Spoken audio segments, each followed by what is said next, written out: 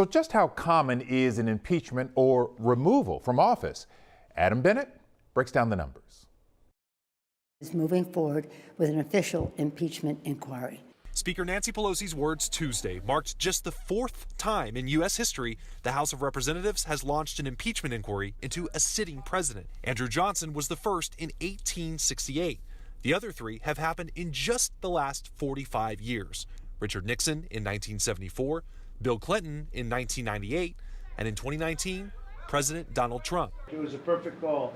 There was no quid pro quo. The House has only ever charged two presidents, Johnson and Clinton, with articles of impeachment. Nixon resigned before the House could charge him, and the Senate acquitted both Johnson and Clinton. Bottom line, no presidents have ever been removed from office after being impeached. This time around, more than 2/3 of House Democrats say they are open to impeachment of President Trump, and the Democratic majority House only needs a simple majority vote. For actual conviction and removal from office, 2/3 of the Republican-controlled Senate must vote for it, a much tougher battle.